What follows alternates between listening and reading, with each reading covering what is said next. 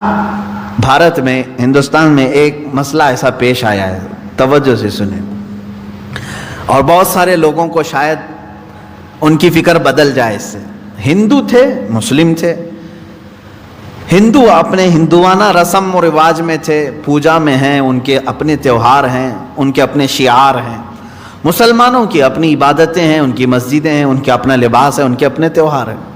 لیکن ایک صاحب آئے، گرو نانک۔ گرو نانک پوری دنیا گھومے ہوئے شخص۔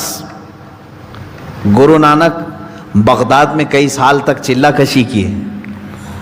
گرو نانک کا بہت سارے ملکوں میں دورہ ہوا، ساری چیزوں کو دیکھ کر کے گرو نانک ایک سیکولر شخص تھا، ایک سیکولر آدمی، یعنی ابھی تک کسی دھرم میں، کسی دین میں داخل نہیں۔ اسلام کو بھی خوب پڑھا گرو نانک نے، حضور پاک صلی اللہ تعالیٰ علیہ وسلم کی حدیثیں بھی پڑھی، سنتیں بھی پڑھی، امپریس بھی ہوئے۔ گوتم بدھ کی بھی تعلیمات پڑھی، گوتم بدھ کو بہت گہرائی سے پڑھا، دیکھا، امپریس ہوئے۔ رام کرشن کے بھی بہت سارے کہانیاں پڑھی، ہندوؤں کے پرانے معاملات دیکھے، کچھ اچھائیاں اس میں بھی تھی۔ ہندوستان آنے کے بعد گرو نانک نے کیا کیا؟ کہا کہ اسلام میں بہت ساری اچھائیاں ہیں، بلکہ آپ کو معلوم ہونا چاہیے گرو نانک نے حضور صلی اللہ علیہ وسلم کی شان میں کئی نعتیں لکھی ہیں۔ حضور پاک صلی اللہ تعالیٰ علیہ وسلم کو آج بھی سکھ برادری بڑے پیر کے نام سے جانتے ہیں۔ اللہ کے حبیب صلی اللہ تعالیٰ علیہ وسلم کو بڑا ادب و احترام کرتے تھے۔ گرو نانک نے پگڑی کو لازم کیا اور اس کے فوائد بیان کیے۔ اللہ کے حبیب صلی اللہ تعالیٰ علیہ وسلم کی کئی سنتوں کو انہوں نے اپنی زندگی میں لازم قرار لیا، وہ امپریس تھے۔ خیر ہوا کیا؟ ایک سوچ یہ لے کر کے آئے، سارے دینوں کو ایک ہونا چاہیے، سارے لوگوں کو ایک ہو جانا چاہیے، ہندوؤں کو بھی، مسلمانوں کو بھی، بدھوں کو بھی، بدھسٹ جو ہیں ان سب کو ملا دینا چاہیے۔ تو انہوں نے دعوت دینا شروع کیا، ایک کام کرتے ہیں، اسلام کی کچھ اچھائیاں بھی ہم لے لیتے ہیں، ہندوؤں کی بھی چیزیں باقی رکھتے ہیں، بدھزم کی بھی کچھ چیزیں ہیں، بدھ مت کی بھی کچھ چیزیں باقی رکھتے ہیں، یہ سب ملا کر کے سارے لوگوں کو ایک کرتے ہیں۔ سوچا تو ٹھیک تھا اتحاد کے لیے، اس سوچ پر کام شروع کیا، لوگوں کو بلایا اور ایک لا ترتیب دیا، یہ اسلامی چیزیں، ہندو مت کی چیزیں، بدھ مت کی چیزیں سب جمع کیا۔ کچھ فالوور تو بن گئے، لیکن میرے عزیزو فرق کیا پڑا؟ ہندو ہندو ہی رہے، مسلمان مسلمان ہی رہے، تیسرے ایک اور برادری پیدا ہو گئی، ایک اور دین جنم لے لیا۔ کون سا؟ سکھ۔ انہوں نے کام کس لیے کیا تھا؟ سب کو متحد کرنے کے لیے۔ تو میں کہتا ہوں کبھی کبھار جو اس طرح کے اتحاد کی بات کرتے ہیں وہ ایک تیسرا فرقہ جنم دے دیتے ہیں، ان کو تو ملا نہیں سکتے۔ اس لیے ہونا کیا چاہیے؟ آپ لوگ یہ سوچ رہے ہوں گے کہ اتحاد ہونا ہی نہیں چاہیے۔ نہیں، میں چاہتا ہوں اتحاد۔ قرآن نے کہا ہے عیسائیوں سے اتحاد کے لیے کیسے؟ اللہ نے فرمایا تعالوا الی کلمۃ سواء بیننا وبینکم الا نعبد الا اللہ۔ اے رسول آپ ان کو بلا لیں، عیسائیوں کو، آ جاؤ، ایک پوائنٹ پہ ہم جمع ہو جاتے ہیں، ایک پوائنٹ پہ ہم جمع ہو جاتے ہیں جو تمہارے اور ہمارے درمیان ایک ہی ہے۔ کیا؟ ہم بھی اللہ کے سوا کوئی دوسرا خدا نہیں مانتے، تم بھی خدا کے سوا کسی دوسرے کو نہ مانو، اس پوائنٹ پہ جمع ہوتے ہیں۔ یہ اتحاد ہے جو قرآن کی دعوت ہے، یہ دوستی ہے۔ اس طرح کی دوستی کرو آپ، میرے کسی اصول پر فرق آنے نہ پائے، اس طرح کی دوستی آپ کرو۔ بعض لوگ سمجھوتے اور مصلحتوں کے نام پر، دوستی کے نام پر اپنے آپ کو بھی چینج کر لے جاتے ہیں، اپنا آپ بھلا لیتے ہیں۔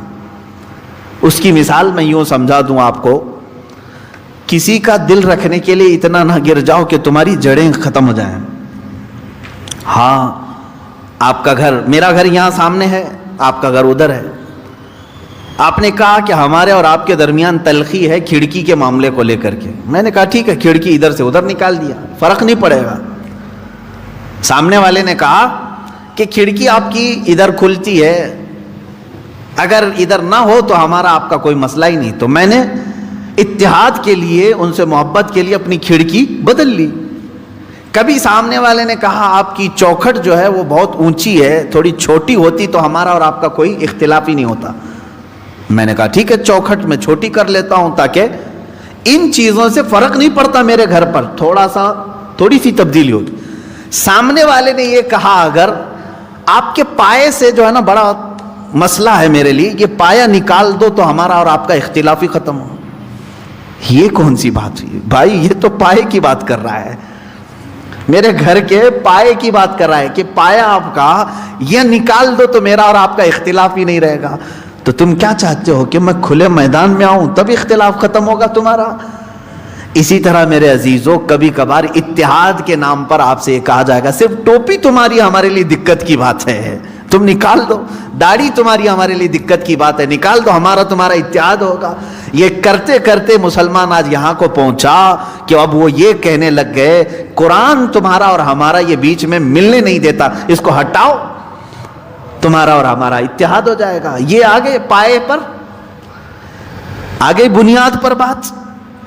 ہاں اس طرح کی باتیں آج ہو رہی ہیں کہ قرآن جو ہے تمہیں منع کرتا ہے کافروں سے دوستی کے لیے، ایسی آیتیں ہیں، اس کو ہٹا کر باہر رکھ دو، تمہاری اور ہماری دوستی، اختلاف ختم ہو جائے گا۔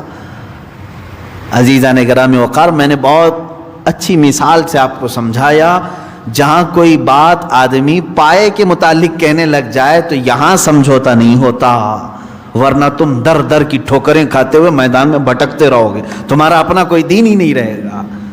اگر کوئی تمہیں اس بات پر سمجھوتا کرنے کے لیے کہتا ہے کہ تیری اور میری دوستی باقی رہے گی، بس ایک نام محمد ہٹا دے صلی اللہ علیہ وسلم، حضور پاک صلی اللہ تعالی علیہ وسلم کو کیا ہم اپنے درمیان سے ہٹا دیں؟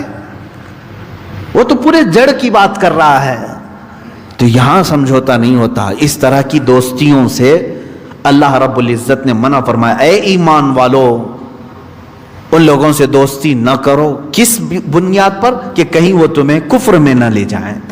ہاں میں نے ظاہر کر دیا آپ کے سامنے، تجارت میں دوستی ٹھیک ہے، پڑوس میں ہے نان مسلم کسی بھی دھرم کا رہنے والا، اس کے ساتھ دوستی رکھ سکتے ہو آپ۔ اگر وہ بھوکا ہے تو آپ کھانا کھلا سکتے ہو، اگر بے لباس ہے تو آپ لباس پہنا سکتے ہیں۔ اسلام نے یہ تمام چیزوں کی اجازت دی۔ تجارت میں تم معاملات کر سکتے ہو، پڑوس ہونے کے اعتبار سے معاملات کر سکتے ہو، تمہارے کلیگ ہیں، ایک ساتھ نوکری کرتے ہیں، جاب کرتے ہیں، ایک دوسرے کے ساتھ پڑھتے ہیں پڑھاتے ہیں، ان معاملات میں تم تعلقات رکھ سکتے ہو۔ یہاں جو ممانعت آئی ہے وہ دینی معاملات کے سلسلے میں۔ اسی لیے میں کہتا ہوں عام مسلمانوں کو یہ چاہیے کہ وہ دینی معاملات میں ان لوگوں کے ساتھ ڈسکشن پر بھی نہ جائیں، نہ کریں۔